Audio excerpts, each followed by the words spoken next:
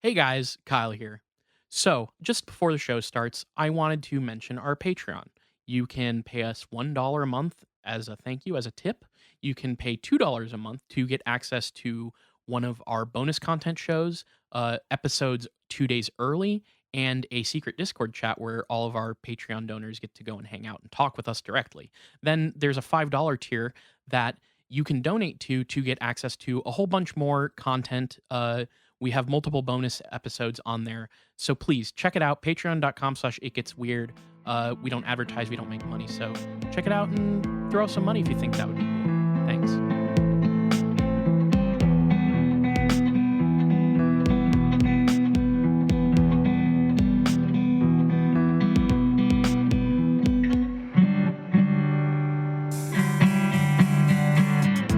Welcome to It Gets Weird, our comedy show where we explore the unusual, the unbelievable, and the unexplained to try and make your world a little weirder. I'm Kyle. And I'm Niall, and we're back in the saddle. It's episode 420. Blaze it. Fucking smoke hard. Because I'm assuming that's what... No, this is... Look, we missed episode 420 in terms of doing a special thing. We don't really have a special thing this week, but it's episode 421, so I wanted to at least acknowledge it now that we're going through here. Wait. Hold on. Hold back up, Well, what? Niall. I'm back, okay? You are. Yeah. And I'm about to... We couldn't celebrate 420 without you. I'm trying to get this some bitch back on the rails, right? This was just... You and Jules fucking... taking this pony show almost off the road. Yeah, and we were slandering your name like constantly throughout those episodes. It's just that's the way it is when you don't show up to record. Because first of all, Niall, who says this isn't a 420 special? Oh, is it? Oh, yeah, true. I'm not. Look, I guess I did kind of be a bit presumptuous in the fact that I did not do the research this week. So me making any supposition as to what the content of this episode is kind of a false errand. Look, so I might have sort of. It's sort of what I'll admit something. All right, I didn't plan it, but some of the content of what we're going to talk about does sort of line up as sort of like a 420, which for people out there who may be wondering, because I imagine there are some people out there wondering, like, what are you talking about 420? That's right. Hitler's birthday. Yep. Is sort of... It's the important time for a conspiracy podcast. Exactly. Which also, weird enough, does in fact have something to do with my episode today. Which might leave you, Niall, wondering, a 420 episode about drugs and Hitler's somehow associated with that? Interesting. Where could this be going? We'll get to that in a moment. I think you're finally going to do this fucking synchromysticism episode. And we're going to talk numbers all week. That'll be great. Basically the next, 70 minutes are just going to be me and Niall saying numbers back and forth. Numbers we like, numbers we don't like. You're going to have to numbers that we think have meaning. Yeah, exactly. And you're going to have to kind of guess, the vibe based off of our intonation, because we're not saying no adjectives, no nouns. We're not saying anything helpful. It's just numbers. What if we did an episode that was just the It Gets Weird numbers station, and it was just crackly audio of us whispering numbers and stuff and in repetition? Yeah, and we just broadcast that out for 4 hours. Hey, that would be kind of fun, and we could learn some basic Russian phrases and just occasionally say those to each other, and that could be an interesting broadcast. Maybe stream that to Twitch. No, and by the way, for people who don't know, 420 is well known as the weed smoking number. People like to it hits 4:20 p.m. Their asses are in the couch, and it comes from the fact that it takes 420 grams to get high. That's where it comes from. It's the origin. A lot of people don't know this. So everyone go out there and get your 420 grams. Get your 420 grams. Hey, go to your local dispensary where you can and ask them for the 420 gram special. The look on the workers' faces will be priceless. Yeah. So, no, but all jokes aside, I'm going to talk a little bit about drugs this episode, and I'm going to talk a little bit about Nazis this episode. But before we do any of that, by the way, I had COVID. That's why I was gone. I'm so, the quick PSA: don't get COVID. Be safe out there, people. It fucking sucked. This was my first bout with COVID, as far as I know, and it was fucking awful. And I never want to get it again. So please, let's during these surges, we got to be fucking extra careful, people. Anyways, that's just a quick little PSA. I'm okay now. I don't know. Maybe I can't tell if it's coming through on the mic, but like my voice is maybe a little off. I don't know. But yeah. Anyways. Well, when I make you sound like Cookie Monster, everyone will kind of forget it. Because I'm going to edit this episode and give us like some. Because I fear for like the 420, we should do like special voices. You know, I'm going to be like really high pitched, and you're going to be like Cookie Monster. Yeah, which, is appropriate because I got my tapped out shirt on and my Cookie Monster sweatpants on. Yeah, I got a Monster Energy right here. Assistant to the regional manager shirt for, oh, fuck, it would be so much better if I could remember what band that actually was. There was a fucking Hot Topic staple design that was like a fucking I don't remember this. Assistant to the regional manager shirt. Oh, really? And it because you got to have your Office references in your metalcore t-shirts. It was probably like I wrestled a bear once or something. Like it was one of those types of bands. Oh man, I listened to that band at one point. If you were like a Hot Topic scene stalwart in that era and can tell me what band that shirt was, drop it in the Discord. Do you remember finding like Discord records 7 inches at a Hot Topic one time? Oh yeah, I bought the Disco Before the Breakdown and Fake Problems, How Far the Bodies Go at a Hot Topic. Yeah, it's really crazy that was at a Hot Topic, but we were pleased as punch when we were little snot-nosed punks. Also, we have a guest that the listener will not be able to bear witness to, but Niall can see. I have Parky the cat sitting on my sofa behind me, and with taking a little nap. With the setup, it really feels like the Undertaker's about to perform some rite, some ritual. Yeah, definitely. I have an Undertaker flag above where Parky is taking his cute little nap. He's a little cat and he's napping. Yeah. Anyways, enough of that bullshit. We have an email, Niall. Oh yeah. So this email was sent to us and with the title "First Mail to the Podcast." LOL. So it says, "Hi guys. So this is my first time mailing to you. My name is Alex, been a listener for a while. Found the podcast I think early last year and have been keeping up for a while. UFO shit has been an interest of mine since being a little kid who was a sci-fi nerd, and it's nice to have something to listen on the subject that gets real about it, level-headed skepticism, good politics, and also being funny about it."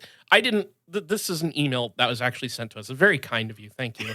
Yeah, I didn't. We're not putting ourselves over here. This is actual stuff people want us to read on the air. Thank you very much. That's very sweet. I do go on YouTube to watch some true ufology believers while I'm doing other shit, especially if I want to see some niche stuff dug out from some ufology archive with newspaper clippings and eyewitness sketches, because that is entertaining and feeds my curiosity. But it is refreshing to see people like you guys being reasonable about it. UFO and paranormal real talk. Thank you. And I also love looking that stuff up online. It's like our bread and butter. Anyway, I have thought about emailing you for a while as a listener, but after months of thinking about it, I finally got the excuse to do it with the latest episode when Kyle mentioned really liking Annette. Okay, so that was Niall. Yeah. But that's okay. We've been told we have similar voices on this show, and people, we're both can't tell like us apart. White people with Midwestern accents, and it just we blend together. And Kyle and Niall, it blends together. And I also hold this. Maybe there's something to this, but I genuinely believe that if you spend enough time talking to certain people over and over, you pick up their mannerisms and manner of speech and all this stuff, and you all kind of start sounding similar. I mean, I caught myself the other day realizing that I laughed like my roommate, and it kind of freaked me out. Anyways, so they say one thing about me is that I'm a huge diehard fan of Sparks. So every time I see someone that I never expected to mention any of their works and liking it, I do an evil, satisfied smirk. Like I'm winning in the master plan of seeing more and more people like the stuff my favorite band was involved in. Grins. But to get on to something more topical, I don't know how well-versed you are in Brazilian UFO lore. Not nearly enough, Alex, so please. Yeah, at one point I thought I knew some, and then I realized that it's a whole other world that I am unaware of. So very small amount. Yep. I am a Brazilian guy, and there's some crazy fucking cases from here that you really got to look up. I will admit I haven't gone through the whole backlog, so I don't know if you have covered any. And there's the really well-known cases like the Villas Boas farmer who allegedly fucked an alien, the Yep. ET sighting from Varginha. I don't know if I pronounced that right, but I've heard of this among others. But I want to draw your attention to the case relating to the town of Colares in the state of Para, happening in 1977. Now, this I have not heard of. Uh, it was a series of sightings with several people, small town rural Amazonian, allegedly seeing floating luminous objects that would fire beams of light, resulting in burns on the skin, sickness, and other reported injuries. It's a very well documented case due to it being investigated by Operacio Prato. Operation Saucer is the translation. A Gotcha. division of the military air force contextualized during the USA backed Brazilian military dictatorship that lasted from the 60s to the 80s, assigned to investigate odd aerial phenomena and related deaths reported in the general area of the eastern Amazon. This sounds fucking awesome. I have to look into this. Please do. Sorry, I hadn't heard of this. Yeah. The official conclusion by the investigation is that something weird happened, but they don't know what the fuck that was, which leads to it being a really juicy case. You get reports, oral history, multiple eyewitnesses from locals to people coming in, photographs reporting injuries, a populace very isolated from USA mass media. Colares is very small and in the rural Amazon, so the locals are unfamiliar with the concept of aliens, so you get interesting descriptions of it being demons and blood-sucking lights. Hence the assigned name by the locals of Chupa Chupa. Overall, the reports and stories show that something really fucked up happened in Colares no matter what it was, and it's probably the scariest UFO lore story to me. Weird fucking lights out to scare and zap you. That sounds incredible. I thank you for look, this will end up on the show at some point because this is incredible. I've never heard of this.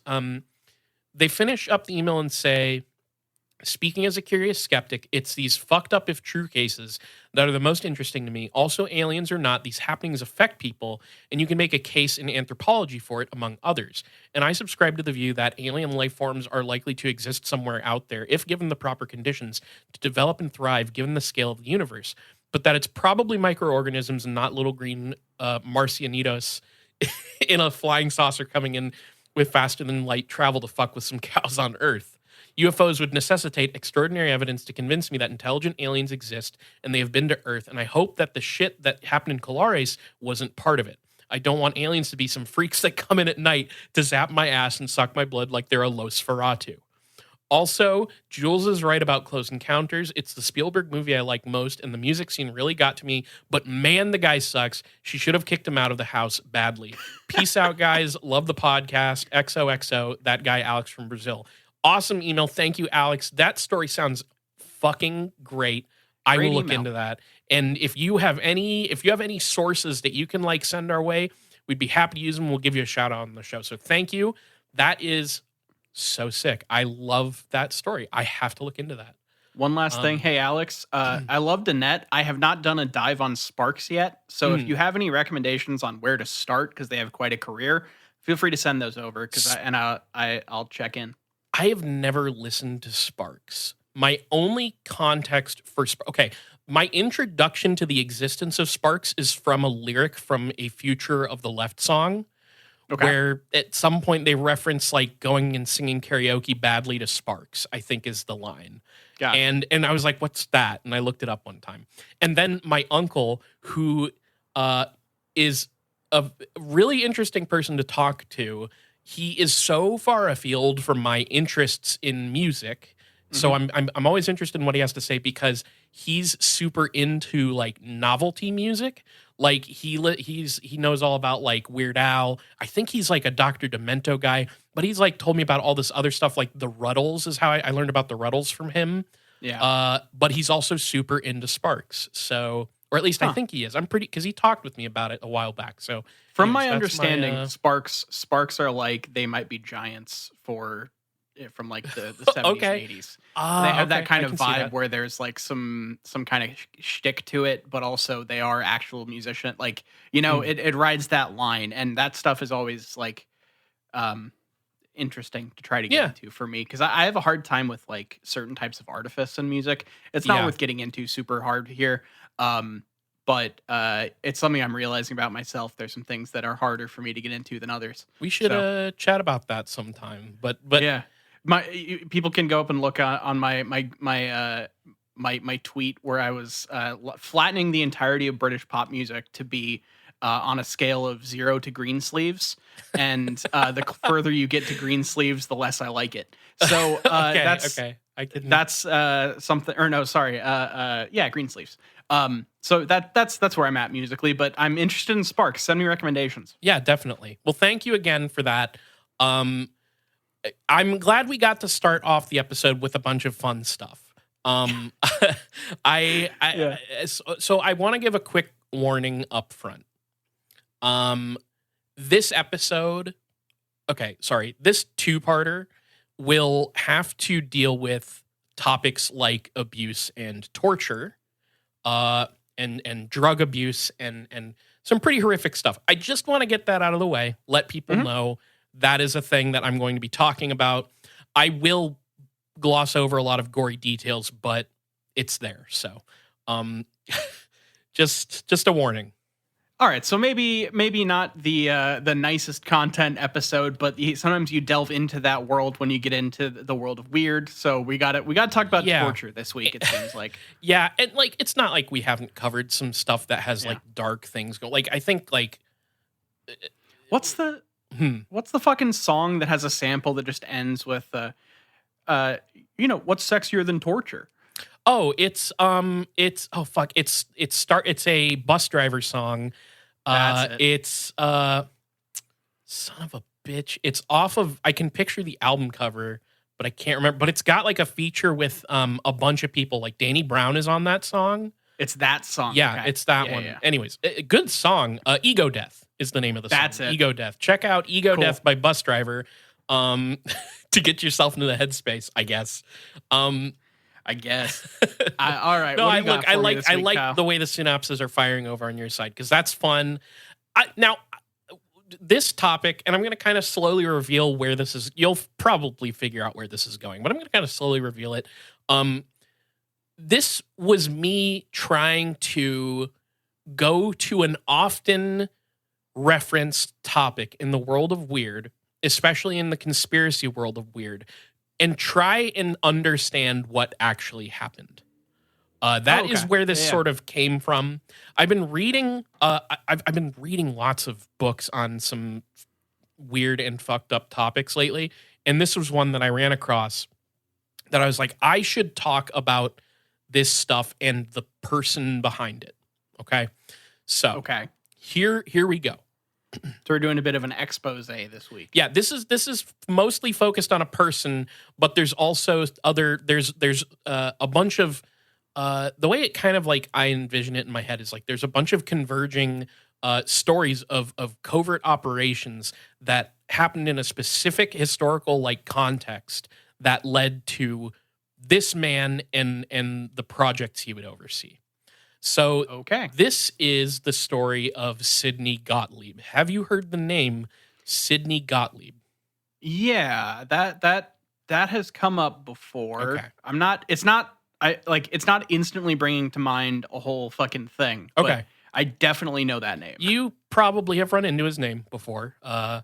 So Sidney Gottlieb was born on August 3rd, 1918, the youngest son of Hungarian Orthodox Jewish immigrants to the Bronx, New York. So he's a Bronx boy.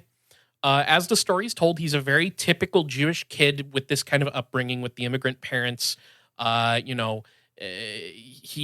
got to learn Hebrew. He has a bar mitzvah. He attends shul, all the classic stuff. However, there are a couple things that set him apart from other kids his age. One, he has a club foot. He has a deformity that will affect him his entire life. Okay. And apparently he had been born with this. His mother, I guess, would carry him as a child everywhere.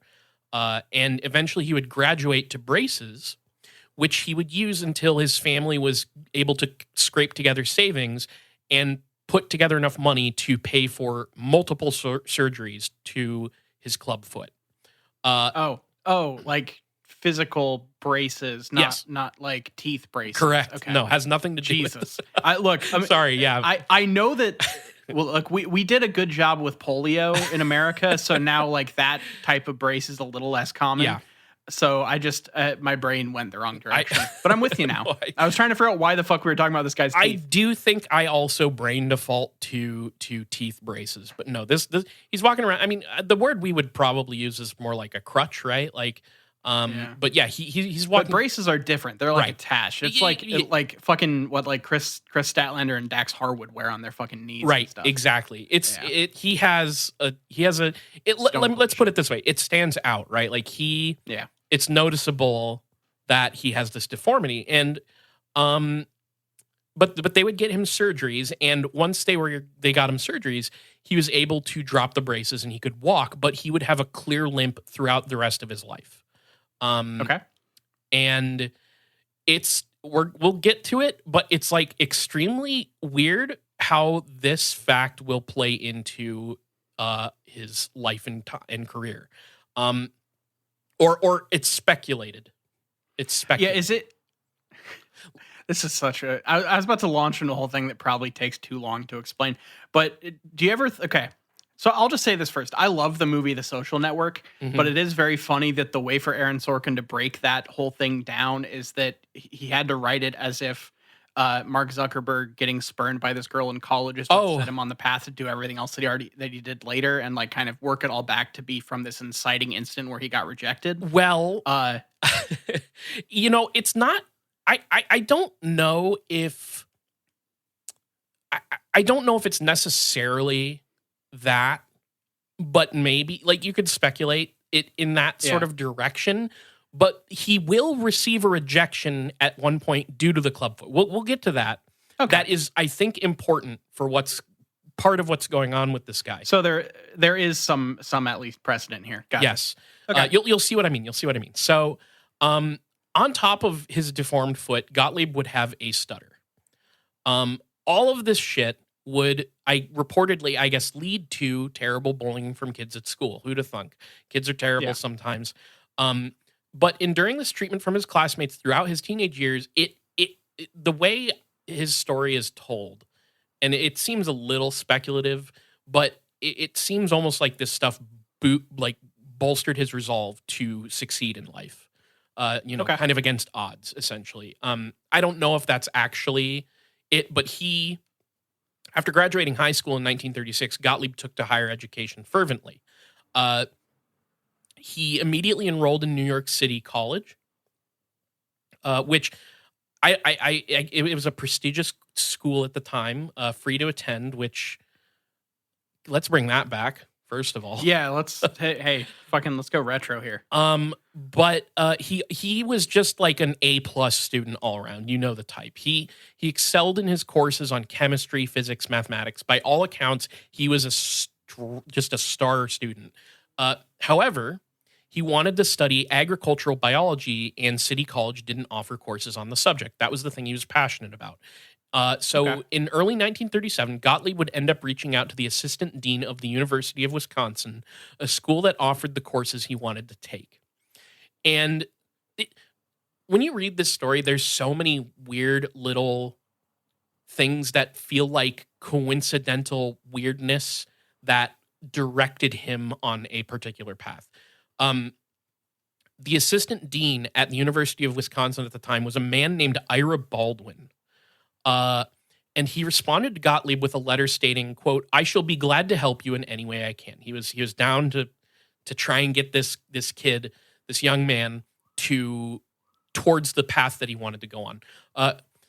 This connecting thread between Baldwin and Gottlieb will be so vital for how the rest of Gottlieb's story and life plays out. It's wild. You'll see. To help qualify for admission to the University of Wisconsin, Gottlieb transferred to Arkansas Polytechnic College in the small town of Russellville in Arkansas. And he did a bunch of coursework towards his goal of agricultural biology. And a funny little note I have one main book that I read that I'll give the title at the end of this episode, if people want to look at it. There's a little note in the yearbook when he was attending this school, because he went from like the Bronx to small town Arkansas. And the note in his yearbook at the school said he was, quote, a Yankee who pleases the Southerners. Okay. Which I just find very funny. That could have a couple meanings depending on who's saying it Sure. and what tone. I think the context of it being in the yearbook means that, like, oh, he's a delightful young man who is, is a pleasure to work with or whatever, Getting the real pleasure to have in class recommendation. Yes. But interestingly, alongside all his serious coursework, Gottlieb took courses on public speaking, which I guess was a way to help with his stutter. And then he was also apparently in the Glee Club, and apparently was super, like, lifelong passion in folk dancing, despite his club foot. Really? Yeah. Okay. So a Renaissance man, honestly. Sure. I think, and I want to paint a picture of this guy because I find him grimly fascinating. Is that a word? Is grimly a word? I guess that's just the name of the AJJ singer's dog. Is it? Yeah, Big Day for Grimly was written about his dog. Oh, right. Yeah. Okay. Anyways, working at Arkansas Polytechnic earned him admission to the University of Wisconsin. And Baldwin, his initial contact at the school, would end up mentoring him during his time at the school. And like I said, this is an important relationship in his life. In 1940, Gottlieb would graduate magna cum laude and with enthusiastic recommendation from his mentor.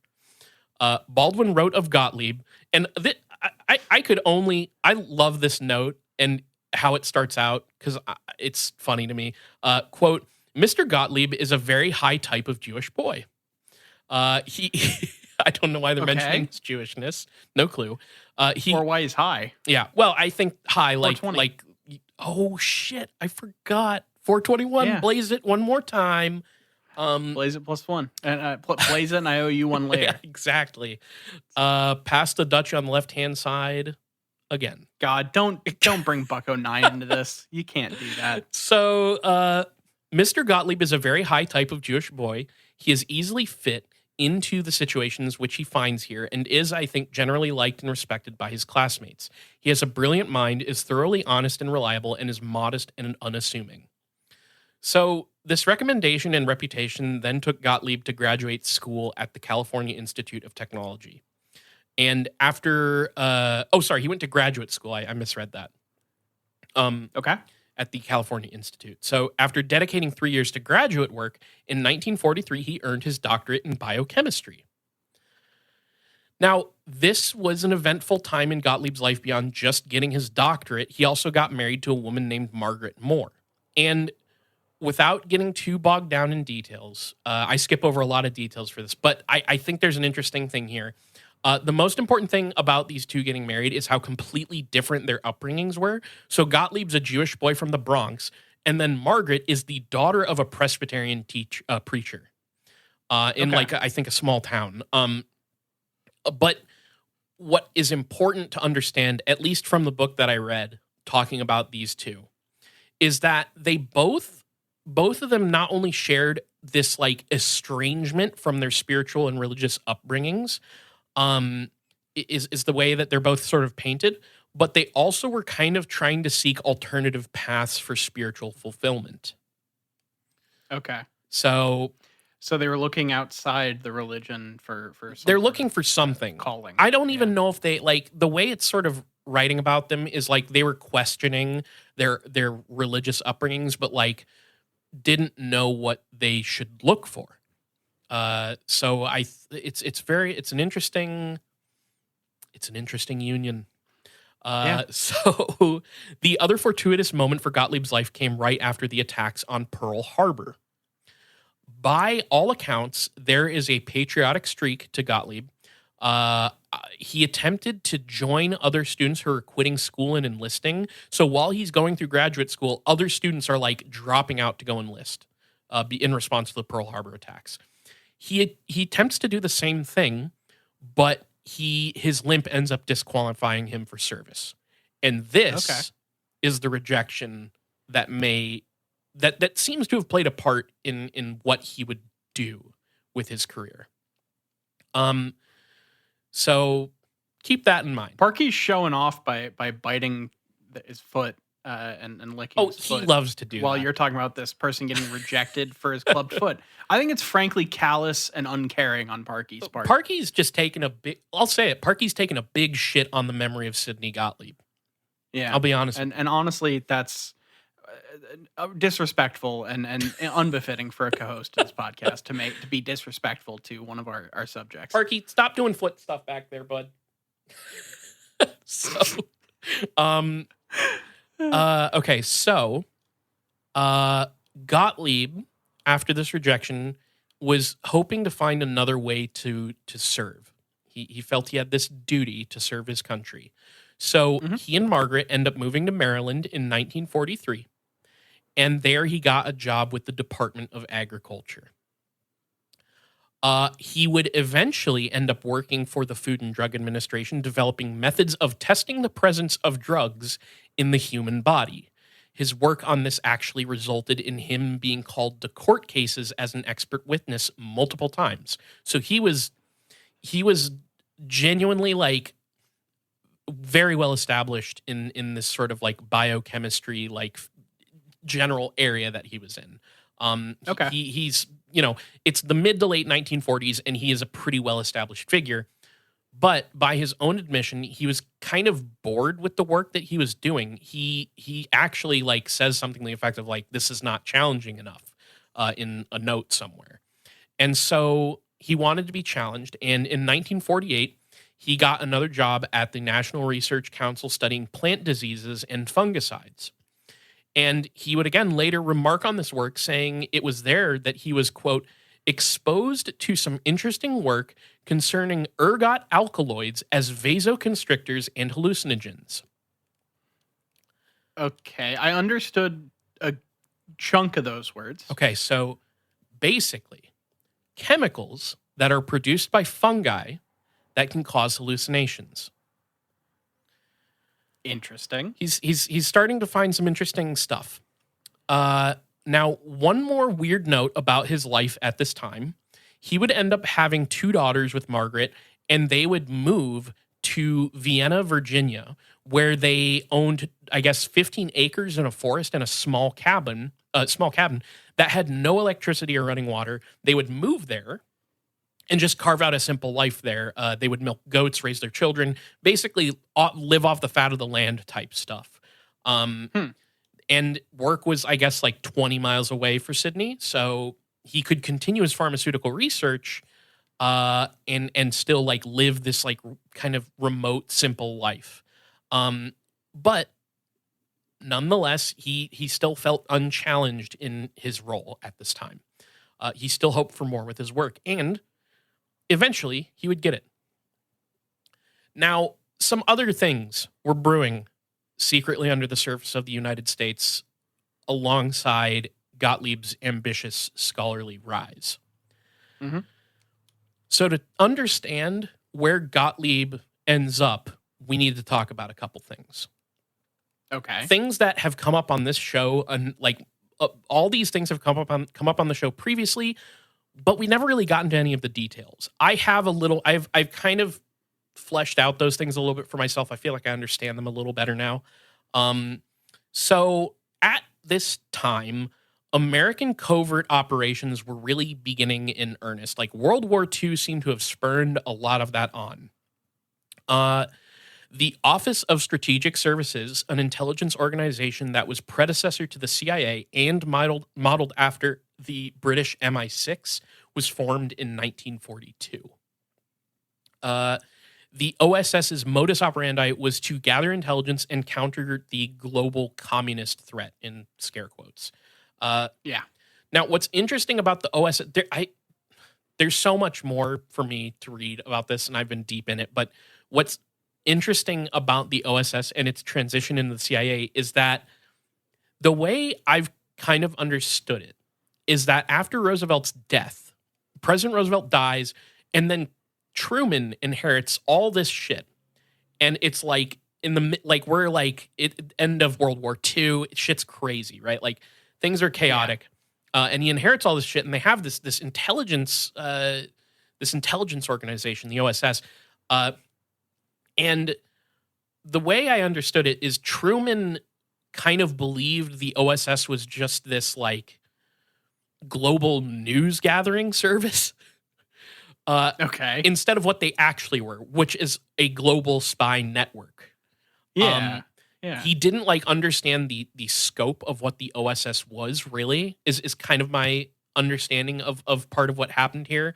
And so there's a lot of a running theme with the CIA and the OSS, and honestly just like the military broadly as well, is just like a serious lack of oversight. It's pretty weird. So in 1943, the OSS began research into the creation of a truth serum drug. They believed that something like that could be made. Something that could enhance interrogation techniques or flat out force an interrogation subject to just give up secrets and intelligence. So while the OSS would begin their quest, intelligence reports during the early 1940s would come in that would rattle U.S. operatives. They were getting these reports of the Japanese dropping anthrax bombs on China, poisoning water supplies with cholera, using various alarming kinds of bioweaponry. It's seriously fucked shit. Like, again, I'm glossing over a lot of details. All you need to know is that Japan did fucking heinous stuff to Korea and China. It's pretty disturbing. And of course, Nazi Germany was also researching this exact kind of warfare, and they were also, I mean, Japan was doing this too, but they were conducting horrifying tests on human subjects. So we get these reports in, right? The OSS, like the military, the OSS, Right. we're getting reports in that this stuff's going on. Now, I've picked up on a theme for when we get reports of stuff like this. It's Okay. like it's like, oh my God, the Soviets are doing this, all these people, the Nazis are doing, we gotta like kind of do the same shit, right? Like, Yeah, there's a lot of monkey see, monkey do with these secret projects where if some place is looking into extrasensory perception, then the other country superpowers have to do the same thing. If we get a report saying that they can, remote view locations with their minds from across continents, we got to research that as well. It has to be done. So, so they're getting these reports, and in response, the U.S. Army forms something called the War Research Service, which the name is so fucking vague, which was, I guess, a way to sort of hide what it actually was, which is they were developing biological warfare, which at the time was sort of a new frontier for war. And what's funny is like they said they like kept the name vague, but I don't remember the name of this person, but like they also like the guy who like led the entire project, the entire place, was like a top chemist. Like, so it was like you could kind of guess what was going on with War Research Service. Is like you can read between the lines. A false report, actually, false report of the Germans planning a bio attack on England spooked British intelligence really badly during this time. So this false report comes in of the Germans planning a bio attack on England. Now, no actual attack like this was planned, but this report was enough to spook to spook British intelligence, which led to Churchill asking the United States for help. Now, the United States is already like kind of starting to look into bioweaponry, right? Because of reports we had picked up. And Churchill wanted the U.S. to like help develop a response in the event that an actual bio attack would come from the German side. So the War Research Service would gather scientists to all come together to ask the same question, try and come up with an answer to, could a hermetically sealed container filled with deadly germs be produced on an industrial scale? So they're like, we will respond in it's the same shit as like nuclear proliferation, where it's like You see they have nukes, we make nukes. People just start making more nukes, mutually assured destruction kind of shit. But this time with deadly germs that you could put in bombs. Yeah. Now, among these scientists, it was generally agreed that the US did not have the capability to engineer something like this. But one of the scientists who was brought onto this committee spoke out against the ocean of disagreement. And that was. And said, oh, we definitely can do this? Yes. And that man was Ira Baldwin. Okay. The man that was in contact with Gottlieb to get him into the school. They basically. Okay, actually, here, let me read you what Baldwin said of this particular task. His words, quote, okay. Practically all of the people there had been working in pathogenic bacteriology, so-called medical bacteriology, and by and large, they were very skeptical. Either you couldn't culture in large amounts, or if you did culture it, you couldn't do it with safety. And finally, they got around to me, and I said, the problem is simple. If you can do it with a test tube, you can do it with a 10,000-gallon tank, with equal safety and perhaps more. And you could preserve the virulence in the 10,000-gallon tank. All you have to do is make the same conditions in a 10,000-gallon tank that you make in a test tube. So I went home feeling I had done my bit for the country by venturing an opinion on this subject and thought no more about it. That's like, I understand the point he's making. Mm-hmm. It's like, you just have to control the conditions and yada yada. It's physically possible.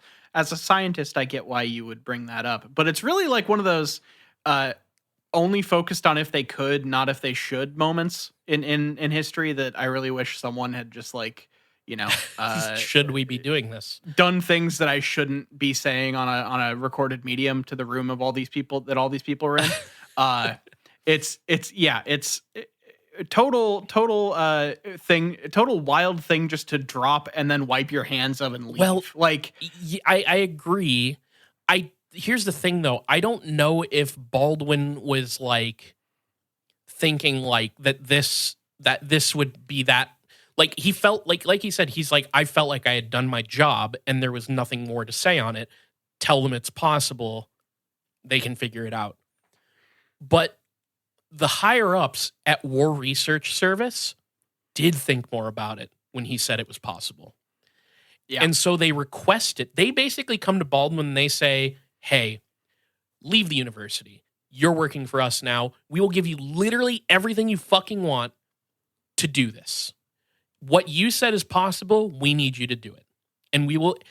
He relinquished his position at the university. He was given just straight up carte blanche to go apeshit on this program. It is, okay, I again have his own words here. Quote, this was a terrifically big assignment. They wanted me to develop a research program, recruit a staff, find a location to build a camp and laboratory, and then design the pilot plants and the laboratories.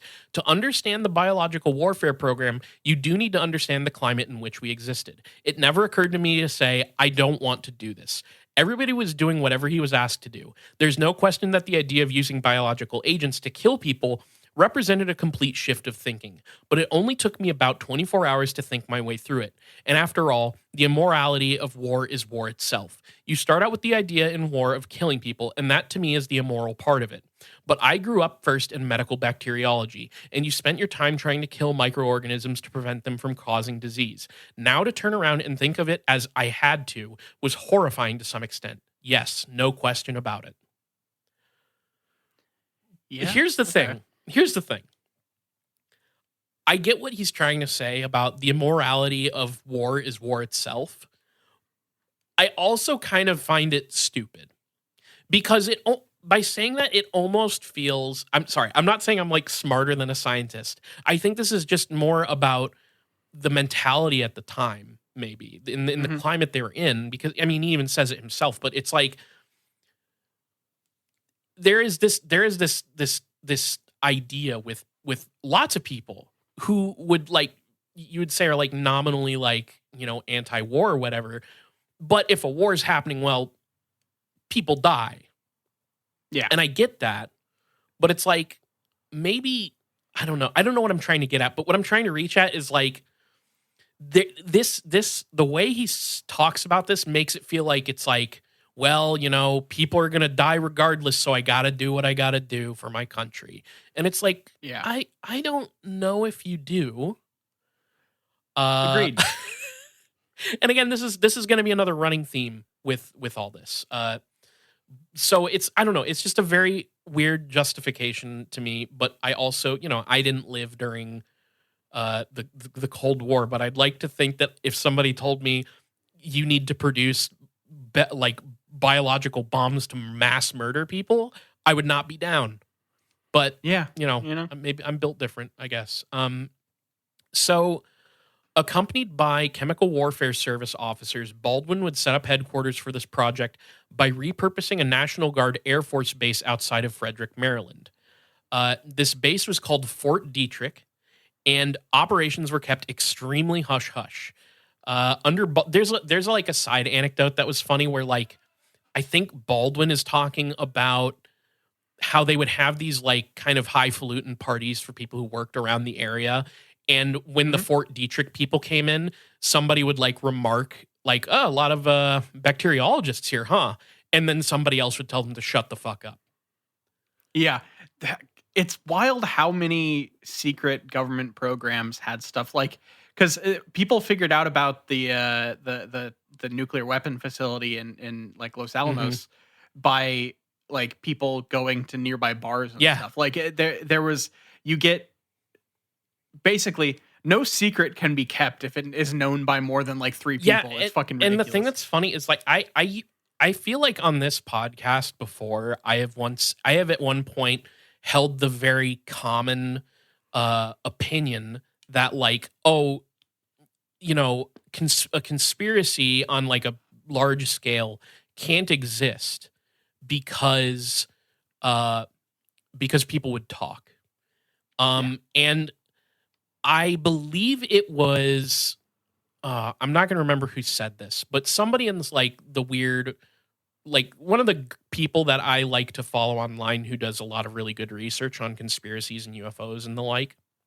Uh-huh. I wish I could remember who the specifically. So I apologize that I'm not crediting this somebody. If somebody knows, let me know. But they were basically saying like, yes, they do talk and they do like there are conspiracies. Like when you think about what I'm describing here, it is a Mhm. conspiracy to create a secret biological warfare program under the noses of the American populace. But people did talk, Yep. but they were told to shut the fuck up. And there's a lot of other things that go into this. Like later, we'll talk about how um, one of the ways that like one of the very casual things that like like government representatives would do to discredit certain reports that were coming out about uh, some stuff is they would just say at this time, yeah, that's communist propaganda. The thing that you heard, that's actually communist propaganda. Sorry, Yeah. that's not real. When it's a leak of a real thing that's happening. Exactly.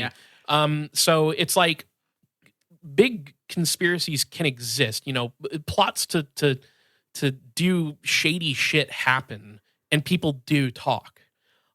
It's just sometimes what they'll do is they can throw in a bunch of other data points that confuse the entire situation and you can't it's harder to get at the truth or whatever. I don't want to get too far in the weeds here, but I've kind of shifted my opinion of like conspiracies can't exist because people talk. I think it's actually more the opposite. Conspiracies can exist because people do talk. Yeah. So, anyways, sorry. So on a long enough timeline, it will all be revealed, but Yeah, I don't know. not immediately. Yeah. So, so this base that they took over was named Fort Detrick, and yeah, it's very secret. Under Baldwin's direction, a number of the best scientists the U.S. could offer were brought to work, along with any supplies they could need, including quote tens of thousands of rats, rabbits, guinea pigs, sheep, monkeys, cats, ferrets, and canaries. End quote. Oh my! Like Thousands what? of Oh, because animals they're doing to bio. Oh my experiment god! on. Yeah, they're testing on. Yeah, Yep. I dumb fucking me. Being like, why would they need all these thousands of For animals? fun, they're playing with them. They're gonna Yeah. like, Yeah. a pet rabbit to keep around. Nice. I needed Yeah. 1,000 of them. It's for enrichment. Yeah, it's for people, enrichment. yeah. Um, But no, it's they're gonna torture animals. yeah. Fantastic. Sorry. Um, the project managed to spend $4 million in a mere 3 months. Most ominously, in one of the books I read, and this is another running theme that I've kind of picked up on, it was said that, quote, by coming to work at Camp Dietrich, these scientists joined one of the world's most clandestine fraternities. This required them to accept a new moral order. Upon joining, all were required to sign a vow of secrecy that bound them for life and beyond. End quote. And beyond, you can't even. So they're guarding against the EVPs. Well, no, what this they're meant guarding against those ghost what box this convections? what this meant was that in the event of one of their deaths, conduct for processing the remains was handed over to a commanding officer of Camp Dietrich. Oh, okay. So they get to do whatever They can do bodies. everything they want with these people in given certain events. It's like, but the other thing that I think is fucking spooky here is the use of the word fraternity here. I think is like intentionally apropos. The book will describe in multiple events how scientists and like later on members of the CIA, they had developed. One of the things that they talk about is how that at Camp Dietrich, they developed a quote unquote school cheer for their work that went like this. Okay. Brucellosis, cytocosis, PU, ba, antibodies, antitoxin, rah, rah, rah. Oh, doesn't flow off the tongue very well. Well, maybe if you're a bacteriologist. But yeah, maybe. Maybe it's one of those things. So it's like the program that they had like rec rooms and shit. It's just it gives college fraternity vibes. Whereas like I feel like when people hear about secret operations and stuff, they imagine a very deadly serious like lab scientist doing like these people had a school cheer. Like, yeah, do they have Spirit Week? Yeah, like, it's very how far weird. they go? It's a weird vibe, I think, and I think that this is again a running theme when you look into these secret operations. It's something about the I don't know the secrecy that the feeling that comes with that, and the sort of like I don't know, it probably makes them a little horny for fraternal camaraderie, and you know that there's no women invited, no girls allowed at these secret clubs. So the program, operating in utmost secrecy, would end up working towards developing anthrax bombs for Churchill, in addition to researching the various biowarfare options. So from the book, it says, hundreds of scientists, described in one official report as America's brain trust in their field, were engaged in more than 200 projects. They produced industrial quantities of anthrax spores, bred mosquitoes infected with yellow fever, and even developed a pigeon bomb, a bird whose feathers were impregnated with toxic spores. Damn. Yeah. Okay. So this is all happening in the early 1940s. It's crazy. There are worries of these bio attacks. Churchill's like, give me fucking. Basically, the anthrax bombs were the result of Churchill being like, we need to expedite the process. Stop fucking around. Give me something I can use. Yeah. And then the Nazis surrender on May 7th, 1945. So now we have all this stuff and nothing to do with it. We have all these people with very special skills doing very special secret things that don't have, they start to lose traction. Now, sad day for them, you know, sad the war's over. No, Niall, this is just the next step to unlocking their true potential. Oh God. Okay. But in 1944, even before the defeat of the Axis powers, William Donovan, who was then director of the OSS, brought up a question. This is the other thing under the surface that is happening in the lead up to all this. William Donovan, who is the director of the OSS, brings up a question to President Roosevelt. Should the United States recruit Nazis to come work for us? Interesting question. The OSS proposed, I didn't know these details, and the way they play out are fucking wild to me. The OSS proposed to Roosevelt that they could grant immunity to Nazi spies, save them from trial, and then bring them to the U.S. to do work. And Roosevelt rejects this idea. He says things that a normal person might say. Things like, no, they should be tried for crimes, and the rest of the world would not look kindly on this, and you do realize how fucked that is. Like, he straight up is like, no, we should not do that. And now, one of the things that's a little unclear to me is why, Because what ends up happening is the OSS and the military basically ignore this rejection. So this is what I'm talking about with like lack of oversight. It's like, he tells them no, they propose it, and he's like, fuck no. And they're like, guys, do it anyway. Like, no joke. And it's like the timing also is like, so they ignore his orders. They start sort of setting up these secret operations with these agents in Germany to like sniff out Nazis who are, a lot of them have gone into hiding and things like that, try and whisk them away before the Soviets reach them, before they have to stand trial, stuff like that. And then Roosevelt dies the next month, April 1945. Or sorry, the month previous. So just a month before the war. So like this was a proposal that was coming in towards the end of the war that they were like, looks like we're going to win this. We should whisk away Nazis and use them. Is what the idea is here. Right. Month before the war ends. Take their brightest and fucking use them for American squeeze the needs. juice. Okay. Yeah. Now, Roosevelt dies a month before the Nazis surrender, and the OSS goes in after his death and makes a deal with the most senior Nazi intelligence officer, Colonel Reinhard Gehlen. They go in, they meet with, they find Colonel Reinhard. I believe they like arrest him, take him to like an interrogation place. And they're like, we'll give you legal protection and a generous stipend if you give us your Nazi spy network. And a deal is made. And all right, the book describes how this would end up setting a precedent for people from the Third Reich. Nazis looking to escape punishment for their crimes. It pretty quickly got around that if you wanted to not be fucking put to trial and maybe sentenced to death, you could make a deal with the American agents. Not the reputation we really maybe wanted it's at the fucking time. crazy, right? So Jesus. All right. So you could give it all up for the Americans. American operatives working at an interrogation center in Kranzberg, Germany. They like repurpose a castle into like an interrogation center there. I'm pretty sure this stuff is depicted in Hellboy at some point. Yeah, I think you're right. Because Anyway, go ahead. So they would set up in this castle after the war, and they would like start this operation to like make these deals with Nazis, bring them, like arrest them, take them back and set these up.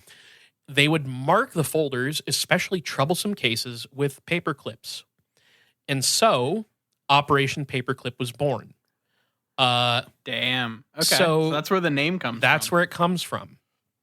And so, yeah, it's this fucking weird situation where FDR is like, fuck you, we're not working with Nazis. Then he dies, and there's already not a ton of oversight. And then President Truman inherits all this shit. It's super chaotic. He signs off on Operation Paperclip in 1946. It becomes an official thing then. To be clear, I think Truman did know what was going on with Paperclip. He just didn't understand the scope and scale of these things.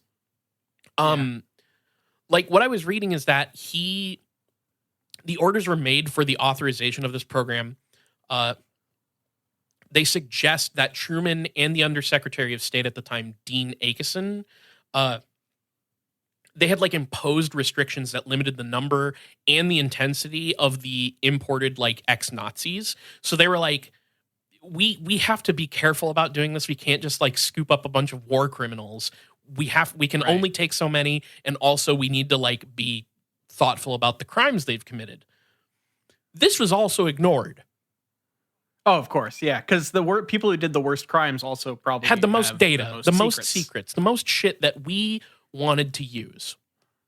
On this show, it's a recurring theme that the Nazis had made some technological advancements ahead of the US, and that's true, but usually these historical details lead to this like wild speculative stuff about UFOs, alien technology, and the like. But what was unequivocally true was that Nazi scientists and experimenters had performed extreme, horrific experiments on human subjects. The Nazis had data on breaking human minds and bodies, as well as bacteriological, chemical, and so on warfare. So The scientific operations at Camp Dietrich established by Baldwin continued beyond the end of World War II, even though now their usefulness was starting to kind of wane, right? Right. Churchill's emergency request is out of the way. They could continue research and experimentation into this brand of warfare, however, because now we're in the Cold War. Like the continued existence of this program and much of the covert work at this time was, even during this like sort of limbo state that they were in for a little while, it's justified by the ever-present, the perceived ever-present threat of the Soviets and eventually communist China, Red China, or so-called Red China. And the interests of Operation Paperclip and the scientists at Camp Dietrich were very much aligned.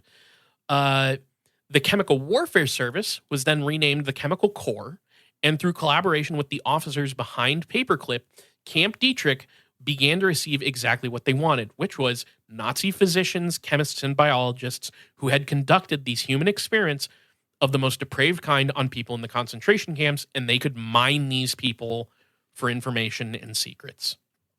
I'm pretty sure I'm like maybe half an hour away from where Fort Detrick is, like at the really? moment in time. Fuck. Yeah, like I'm pretty sure I'm pretty close to Fredericks, Maryland. That's a place where like the sheer amount of evil that happened there, you could convince me that it was haunted by a negative energetic presence. It's like sure. Just the sheer amount of horrible shit. So a lot of historians will argue that Operation Paperclip, this Nazi import program, I'm skimming over so many details, but what ends up happening by doing this is that they basically just continue the Nazi experiments and projects. So here's one thing from the book that says, where they pull a study of this sort of like historical moment that says this, quote, "In effect, the scientific teams wore blinders. Dazzled by German technology that was in some cases years ahead of our own, they simply ignored its evil foundation, which sometimes meant stepping over and around piles of dead bodies and pursued Nazi scientific knowledge like a forbidden fruit." I don't want to make it sound like Operation Paperclip was like readily embraced by everybody. There was definitely pushback. So there's a part in the book where they say that the State Department sent diplomats to Operation Paperclip people, and they basically threatened to hold back a bunch of the visas for the Nazis that were in the program who were very clearly war criminals. They're just like, look at the information that we have on these people. We cannot bring them to our country. The FBI would also, I guess, conduct its own investigation into Paperclip applicants and scientists would. The FBI would investigate. I didn't get a lot of details on that, and I'm curious what that looks like, because like one of the things that I sort of understand or recall about the relationship between the FBI and like other branches of like military and the CIA and whatnot is that they kind of would sometimes squabble with each other. Yeah. So I'm curious but I don't have those details. And then there would be like a coalition of scientists who knew about this stuff, knew that this was going on. They would write to Truman to try to just basically like say, many of the people that are involved in this are like they should be convicted of their fucking war crimes against humanity. Like so people were against this. But you know, people in the military who were running the operation were like, fuck you, I don't care. It really was essentially like, fuck you, I don't care where it comes from. It's like a running theme of this whole thing is that anything you want to do is justified because we live under threat of the communists. Right. Any fucking thing. It's like, it doesn't matter if we like are tapping into like this just pure stain of evil. Like, it's good because it protects the United States or whatever. Like that's the idea. Yeah. Ends justify the means. Bullshit. Yeah. American intelligence didn't just work with Nazis. They also turned to Japan to find Japanese Nazis. Specifically, they worked to protect and mine intelligence from a man named Shiro Ishii, who was a combat medic officer who ran the notorious Unit 731, which was a covert biological and chemical experimentation operation set up by the Japanese military police. I feel like this is less known in the cultural consciousness than the war crimes of the Nazis, but people probably ought to know about this. Suffice to say, Unit 731 and the shit Ishii did, it's up there with some of the worst crimes against humanity during the war. Straight up, it's horrifying. Ishii was directly responsible for the deaths of thousands of prisoners he experimented on. To paint a picture of this man, he would claim that the best data for his experiments would appear right at the moment of a subject's death. And when pressed by American intelligence after the war, he would straight up say, we didn't commit any crimes doing any of this. And he would refer to the Chinese as laboratory animals. Jesus. And American military intelligence hears about this guy, and they were like, we gotta have him.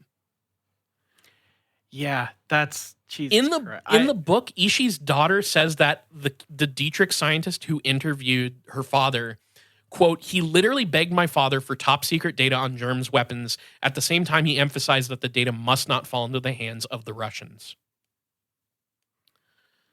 Okay. Now, I also want to be clear here that, like, nobody comes out looking especially good in this because, like, the Soviets do put a lot of Nazis on trial. That is very true.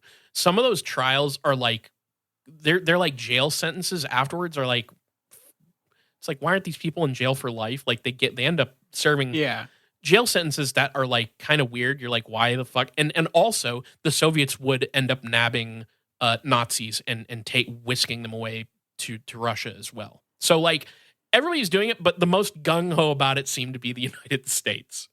Of course, yeah, because look, if you're going to go to town to Lincoln. So these evil Nazi scientists were being tapped into, given secret clearance, and oftentimes given healthy salaries and living quarters, like straight up just nice apartments and stuff. And that they're just being brought to work on a bunch of stuff here in the United States. People like Ishii were aggressively pursued by military men from Dietrich and given immunity for their secrets. And the book also talks about how the U.S. feverishly pursued a high-ranking Nazi scientist named Kurt Blome, who is known for experimenting with plague vaccines on prisoners in concentration camps. And Blome would be a collaborator who would swap notes with Ishii and Unit 731 during the war.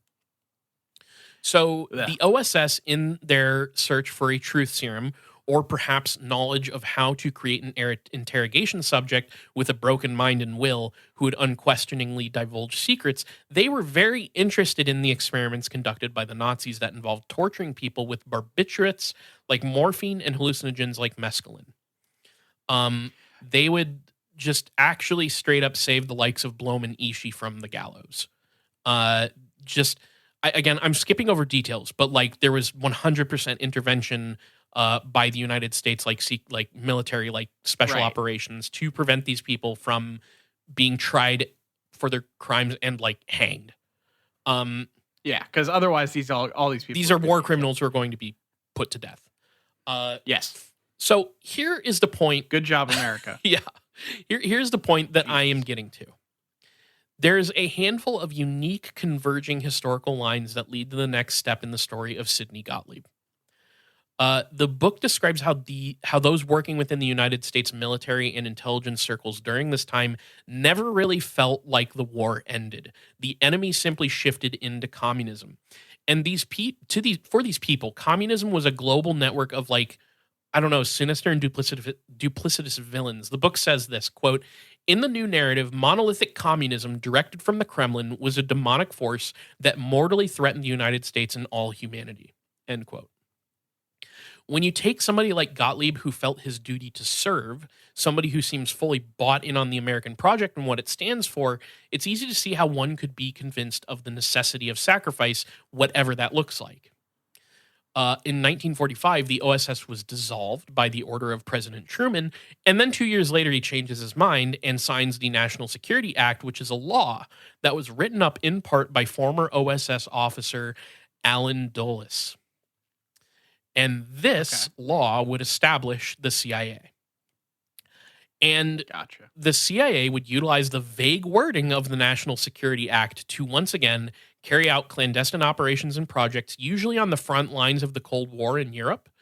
You know about some of that shit. The late 40s also saw work at Camp Dietrich Plateau with the advent of the nuclear bomb.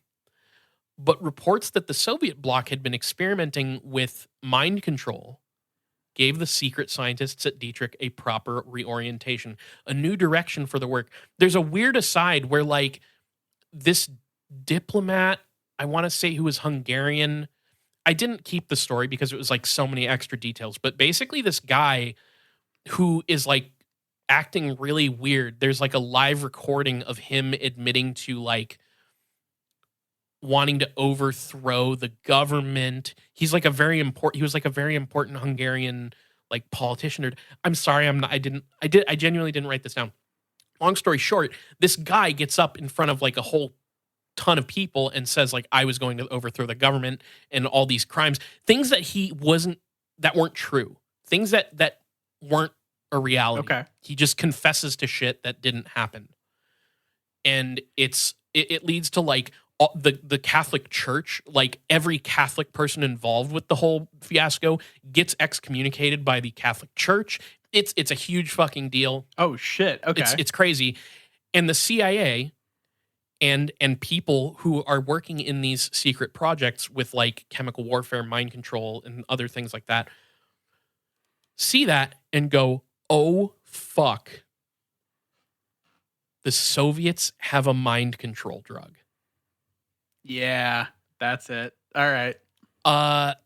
And so they're starting to worry that they have been beaten to this mind control technique or drug or whatever it is.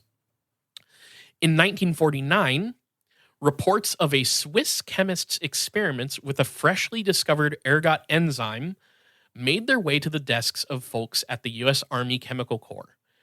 L. Wilson Green, technical director of the Chemical and Radiological Laboratories at Edgewood Arsenal, which is the U.S. Army Chemical Biological Center, Green would write up an extensive report titled Psychochemical Warfare, a New Concept of War. And in it, he paints a scenario where this new hallucinogen, which was starting to become known as LSD-25, could be used as a weapon against the American population. So here's what he says, quote, "Their will to resist would be weakened greatly, if not entirely destroyed, by the mass hysteria and panic which would ensue. The symptoms which are considered to be of value in strategic and tactical operations include the following: fits or seizures, dizziness, fear, panic, hysteria, hallucinations, migraine, delirium, extreme depression, notions of helplessness, lack of initiative to do even simple things, suicidal mania. Throughout history, wars have been characterized by death, human misery, and the destruction of property, each major conflict being more catastrophic than the one preceding it. I am convinced that it is possible, by means of the techniques of psychochemical warfare, to conquer an enemy without wholesale killing of his people and the mass destruction of his property." So, puts out this report, and this would lead to the CIA posting up with the Chemical Research Division of Camp Dietrich. And this would come after getting authorization for this research from President Truman. This melting pot of scientists, Nazi research, and CIA operatives got to work on a joint program that would be codenamed MK Naomi. And the MK was standing for projects that were run by the technical services staff. Whatever, it doesn't matter. Gotcha. But that's the explanation for the MK. A bunch of other interconnected projects would be underway at this time. For the purposes of this story and expediting to get back to Sidney Gottlieb, one of these projects started as something called Project Bluebird, and then later was renamed Project Artichoke. So this program was just a straight up research into how one might create a Manchurian Candidate style assassin. With mind control being one of the primary methods. Well, mind control how, you ask? Well, this was done by administering mind-altering drugs to both willing and unwilling CIA agents and military men. I watched a video of this, by the way. There is a video you can find in the archives of a bunch of like military men trying to do a drill before and after the administering of LSD-25. And it is honestly hilarious. Yes. Okay. They can't do it, man. They can't fucking do it. They stop. They're giggling. They're like, it's, oh my God. It's honestly, if you can look it up, it's the I think if you look up Edgewood LSD military, though some combination of that. You can find the Yeah. video. It's very funny. So this project sought to, in their words, establish control over the quote weaker, less intelligent segments of society, end quote, as well as control over prisoners of war, refugees, etc. In addition, they hope to be able to produce an assassin who could unwittingly take out, quote, a prominent redacted politician or, if necessary, an American official, end quote. I'm glossing over a lot of details here, but to accomplish these covert projects, the CIA would set up secret counterintelligence bases outside the United States, primarily in Europe, with staff composed of counterintelligence corps officers, colloquially referred to as rough boys. Basically, the rough boys were known for torturing and abusing prisoners. But now this could be done in the name of national security while off the grid from the jurisdiction of U.S. law. They could just put this shit outside of the United States and do it and not fear consequence, basically. These early mind control projects would eventually become the now notorious ultra top secret project known as MK Ultra. And that is why it's called MK Ultra, because it's ultra top secret. So top secret. And our story ends here for now, because in the next episode, we're going to learn about how Sidney Gottlieb would become the man chosen to helm MK Ultra, and how he'd become the orchestrator of its clandestine designs, and how he earned the nickname Poisoner in Chief. Jesus. That's a hell of a nickname. All right. So next time Sidney Gottlieb's going to do a lot of fucking shit that I'm not going to like. Yeah. And that's going to be a fun episode to record. It's a fucking crazy story. Now I should mention the book that I have sourced, like almost all this. I have a couple other books that I'm tapping into that will play more prominent roles in future episodes. But this is from a lot, like pretty much all of this is from a book called Poisoner in Chief, Sidney Gottlieb and the CIA Search for Mind Control by Stephen Kinzer. So I didn't want to give that away right up front. I wanted to just kind of give you all the source here. It kind of it ruins your ending if you put that up at the beginning. We're gonna learn what the fuck was MK Ultra. What did they do? What was it? What did they find? What the hell was going on with MK Ultra? That is what I wanted to know. And Sidney Gottlieb is the man to look to understand that, I think. Fantastic. This is one of those things. MK Ultra looms large over like government special projects in terms of like, what conspiracy people talk about. And it's time that we get into what actually happened. I think it's a good thing to get into. It's come up so often, and I've probably said completely incorrect things about it just because so much of MK Ultra is like lore, and it's like even urban legend. Like it just, so I was like, I need to know what this actually was. I want to know what it was. Cause like you hear, oh yeah, MK Ultra mind control experiments, and you see the way it gets referenced in conspiracy theory, like really fringe stuff. And it obscures a bit of reality, I think. And I was like, I need to know the truth about MK Ultra. And I'll summarize it for you, Niall. Okay. It's bad. Yeah. It's not good. I got that part. It's not good. But it is fascinating and I think worth understanding. So, I realize this is like, I go out sick and I kick the doors back in with like a really dark episode, but I don't know. I've been wanting to talk about this for a while. You got to do it sometimes. Yeah. Well, we'll do some fucking chuckle fuck bullshit next. Yeah, and it'll be absolutely. Great, So, Niall, that does bring me to a short and sweet big question to kind of lighten the mood a little bit. All right, hit me up. If you had to live simply, off the grid, in the style of Sidney Gottlieb, which cryptid would you keep on your farm to milk and why? Interesting. Okay, so you gotta... So, what cryptid would get them? Because,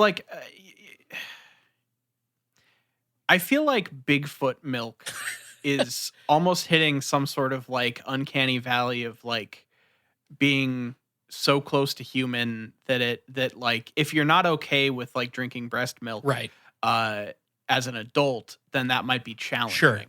And I honestly have never been tested on that fact. I have no fucking Hey, idea if someone presented with me if I'd take a swig I or don't not. either. I don't Uh drink regular milk, so like I can't imagine yeah, I I would be don't really either. enticed by breast milk. But the thing is, if somebody were to say this is breast milk from a Sasquatch, I would be hard pressed not to drink it. Look, all I can say that my closest real life analog to this Sure. situation is back in seventh Oh grade. boy. My teacher, my history, social studies teacher, had a thing where if you won quiz games or it was your birthday, you could pick a drink out of his cooler and you could you'd have that during the Ooh. class. However, he always had a small container of yak milk Oh. that you could choose to, and instead of getting the whole thing because it was fucking expensive, he would pour you like some fucking like yak milk. Okay. And uh, I will say, on when given the opportunity, I did not choose the yak Okay. milk. So I think in this case, I can't say that I would choose the Bigfoot Sure. milk. But I'm gonna oh, go. sorry. I'm gonna go with going straight from the Hopkinsville Goblins, Okay. just because I think that like you're dealing with both a different size factor and like probably flavor Sure. profile, but also like there's a bunch of them. So I feel like I could kind of, maybe get enough to make like cheese and Sure. shit like that. Like you can kind of And expand on I it, sort of imagine that if you were to milk those guys, you would be getting some sort of like novelty milk, that was like Yeah. green, maybe. Which Yeah. like, I was a kid who grew up in the 2000s. That I remember that they made all these different. I remember orange milk being a thing at school. Shrek milk. Shrek Yeah, milk. that's, I feel like we're due for a resurgence of like zany milk colors. So like maybe you could kind of have a business that helped you live Yeah. off the land selling goblin milk. I mean, we franchise. We got Goblin milk. We got Mermaid milk. We got fucking Nessie Yeah. milk. We got it all. Yeah, for know? sure. But think about the branding opportunities because like, obviously this is targeted at like a younger generation. You could be Right. like, "Hey, go goblin mode with goblin milk." Oh, right. Yeah, because like people Still say that. like to. Yeah, Goblin mode is It's a thing. still a thing. Look, People say I'm- it all the time. here's my fucking showing my ass here. The only reason I know that Goblin Core is a thing is because whenever I look on Spotify for soundtracks by the band Goblin, It shows up. every single thing that comes up other than just that one artist is Goblin Core, this, Goblin Core that, mode. going Yeah. Goblin mode this. Like, and I'm like, I don't know what any of this fucking stuff is. I just want to listen to Italian horror movie We soundtracks. are officially old. Yeah. And that's fine. Yeah. It And happens. I think that like your way of paying penance to the younger generation, like sorry for being old and stupid and not knowing about Goblin Core. Here's your Goblin milk Mhm. for going Goblin mode. Hey, I'd have our Discord describe to me, like, tell me what fucking hyperpop was at some point. So like I understand that I'm out Me too. of No, it. Me too. I get it. That's a good one. I think that if somebody were to hand me a thing of milk that they said they milked from a Sasquatch, I would be like, this is the only chance I get to do this. And then I can Yeah, tell I mean people. there is that thing. But- you're capitalizing on the experience. I think that the most obvious choice here would be like, oh yeah, you could choose the goat man who lives under the bridge. That's Yeah, obvious. fair. I want to choose the Grunch. Little known fact, You love the Grunch. I do love the Grunch. Very funny name. Incredible origin story. And get this. Fun fact that they don't tell you about the Grunch.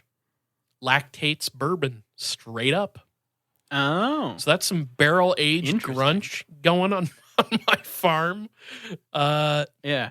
I think that's interesting because like He's a Nollins cryptid, which is why I made the joke about him lactating. Bourbon. yeah. But like bourbon has some legal definition to it. Oh my so I'm not God. sure by law the secretion from an animal's teat would function as like aged in a white oak bourbon Well, barrel. we're So, gonna like, have to, but we're we'll gonna have see. to We'll rewrite figure some that laws out with the jurisdiction because, yeah. well, the thing is, I'm going to store my Grunches in barrels. And Okay. that's where So they're gonna live in the barrels. Yeah. Okay. and they're gonna Interesting. squeeze out some bourbon for me. So that's It's the fucking. It's like you know how there for certain types of tequila there's like a worm or a scorpion in the bottle. But in this case, you got your grunch and your bourbon barrel. You got your fucking. You buy it by the barrel, and there's a dead grunch in each barrel. You're picking up what I'm putting down here, Niall. You see where this. Yeah, I got you. I love both these ideas, and frankly, I think we should have a joint farm when we're old, where we do exactly the things we just described.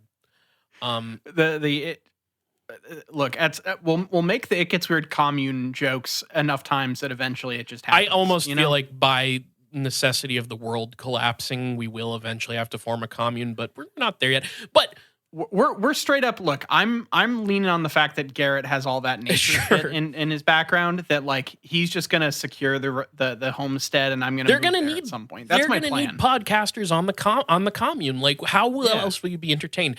And what's gonna be great is when you're on the commune with us, we'll just be. It's a live show every time. Yeah. So we'll just talk to you at the commune about UFOs and shit. And it'll be great. The world will be collapsing around us, but we'll be able to, entertain till the fucking water thieves come and butcher us in our sleep. Put it in. What are you saying? I said, should I be worried? No. You just said you're going to let Garrett buy you a house and then you're going to run away with him. Oh, I didn't know you heard.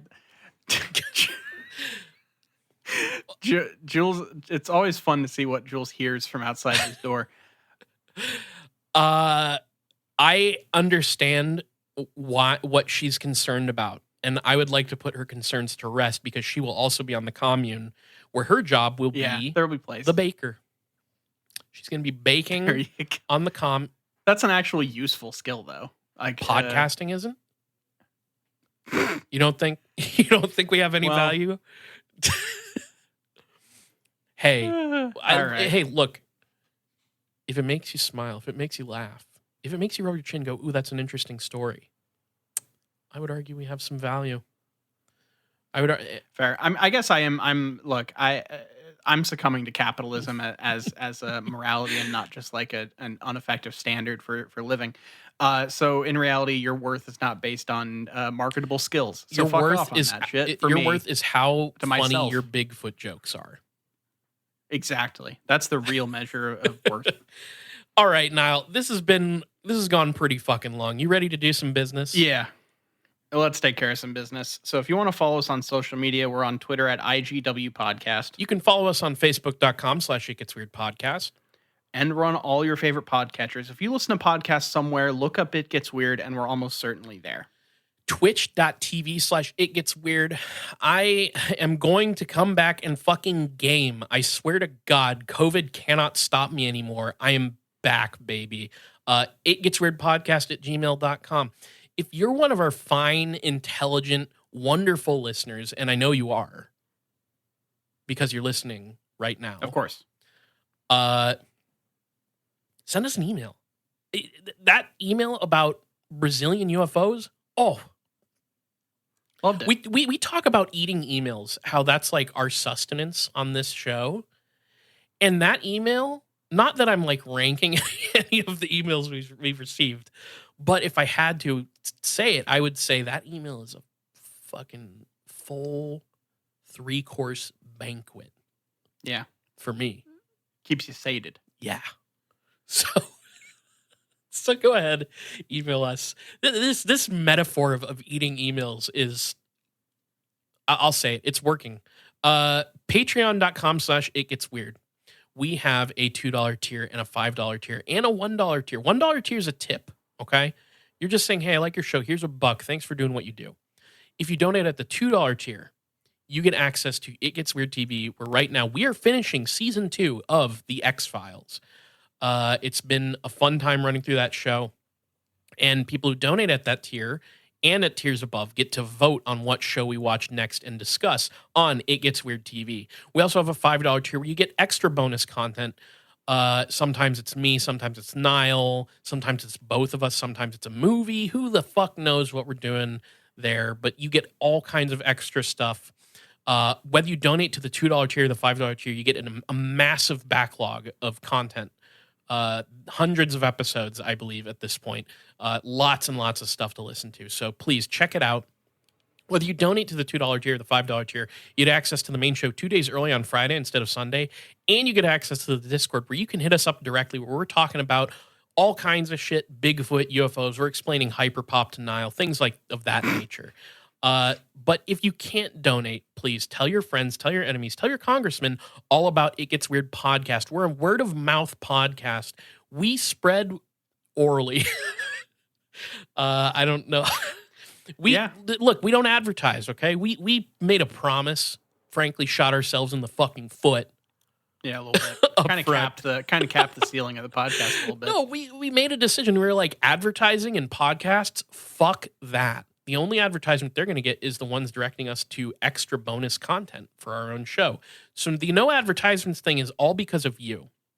I feel like I haven't said it in a while, but thank you everybody who does donate to us, and we beg you, send us more money so we can keep the show getting bigger and better.